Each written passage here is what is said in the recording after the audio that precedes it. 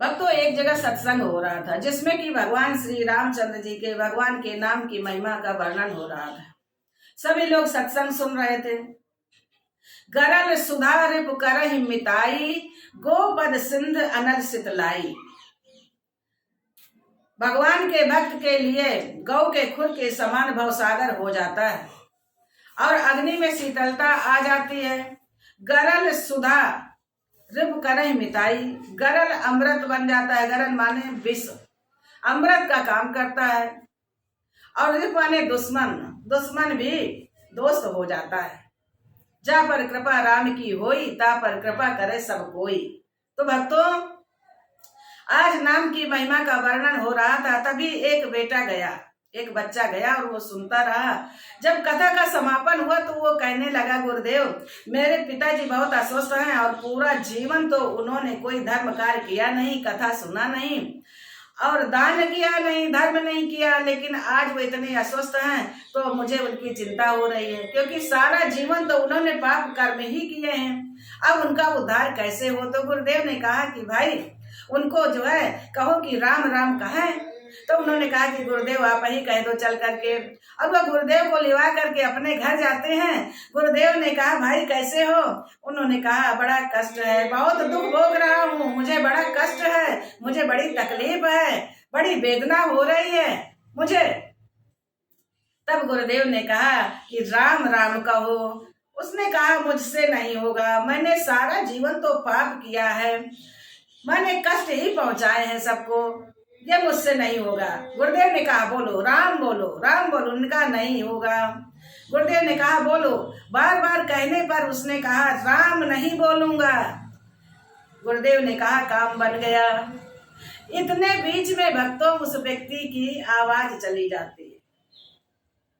वृद्ध तो थे ही, बीमार तो थे ही, और क्रोध में बोले तो उनकी आवाज चली गई। अब पुत्र तो रोने लगा। गुरुदेव ने कहा, बेटा रो मत, अभी ये बोल नहीं सकते लेकिन सुन सकते हैं। गुरुदेव ने कहा, भाई सुनो मेरी बात को। जब तुमको यमराज सजा दे और बोले कि नर्क को ले जाओ इस व्यक्ति को, तब तुम कह देना कि मैंने अपने जीवन में एक बार राम कहा है, उसका फल मुझे प्रदान कर दो यमराज जी, फिर मुझे नर्क ले जाओ। अब तो उस व्यक्ति की मृत्यु हो गई और यमराज के दूत यमराज के पास ले गए और जब लेखा जोखा देखा गया तो यमराज ने कहा कि भाई जाओ, इसको रौ नरक में डाल दो।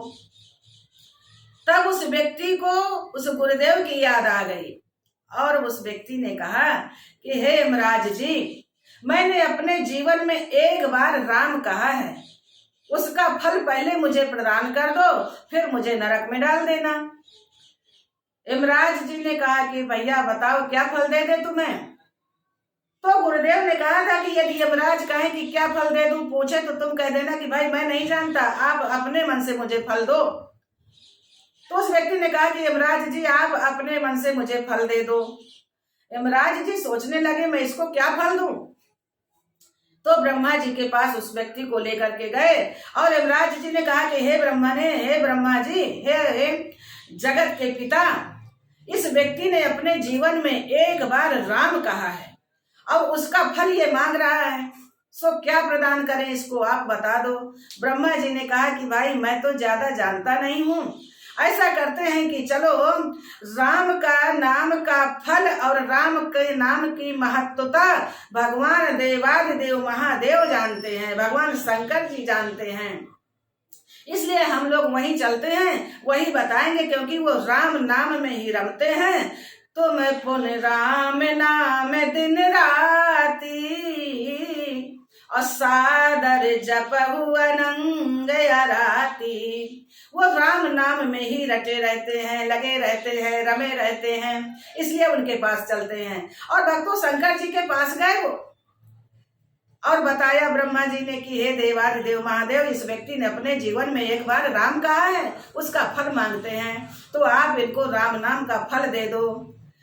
शंकर जी ने कहा कि भाई मैं जो राम में रमता हूं, मैं अपने आनंद के लिए, वो मेरे इष्ट हैं, मेरे आराध्य हैं, मैं कोई फल नहीं उनसे चाहता हूँ, इसलिए मैं भी राम के नाम का फल नहीं जानता।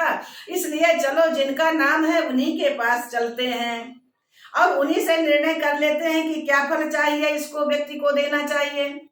और भगवान विष्णु लोक को जाते हैं। सब लोग विष्णु धाम गए और भगवान विष्णु के सामने खड़े हो गए और ब्रह्मा जी ने कहा, देवादिदेव महादेव ने दोनों ने कहा कि भाई इस व्यक्ति ने अपने जीवन में एक बार राम कहा है, उसका जो फल हो इस व्यक्ति को प्रदान कर दो। भगवान विष्णु मुस्कुराने लगे और देवादिदेव महादेव तो भगवान विष्णु को देखकर वहां पहुंच गए त्रेता युग में, मानो कि बाल राम के दर्शन कर रहे हैं, गदगद हो रहे हैं। यह प्रभु राम रूप में तो मैंने आपके बहुत कम दर्शन किए हैं, बाल रूप के दर्शन। फिर जो है जब एक बार त्रेता युग माही, एक बार त्रेता युग माही, शंभु गए कुमज रुष्पाही, तब आपके दर्शन किए हैं, आज आपके दर्शन हो रहे हैं। काफी देर बीतने के बाद यमराज जी ने ब्रह्मा जी से कहा, हे ब्रह्मा जी, नारायण तो कुछ बोल ही नहीं रहे, बहुत समय हो रहा है, बड़ा विलंब हो रहा है, पूछिए।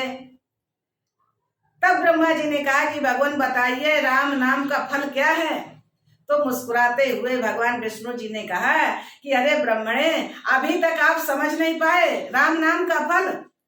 इस व्यक्ति ने जीवन में एक बार राम नाम कहा और तुम्हारे यानी कि जगत के पिता ब्रह्मा जी का दर्शन किया, देवादिदेव महादेव भगवान शंकर के दर्शन कर लिए, कैलाश पहुंच गए और मेरे सन्मुख खड़े हैं वैकुंठ में। सन्मुख जीव हो ये मोहि जबहि, और जन्म कोट अगिना समत वही। जब जीव मेरे सन्मुख हो जाता है तो जन्म जन्मांतर के कोट, उनके जो है कोटिन जन्म के पाप विनाश हो जाते हैं। अब ये पापी तो रहा नहीं, अब ये नर्क तो जाएगा नहीं, अब इसके पूर्ण उदय हो गए हैं, यानी कि अब ये वैकुंठ में ही रहेगा। यही राम नाम का फल है। राम न सके नाम गुण गाई, नाम की महिमा तो इतनी ज्यादा है कि किसी को वर्णन करने की सामर्थ्य नहीं है।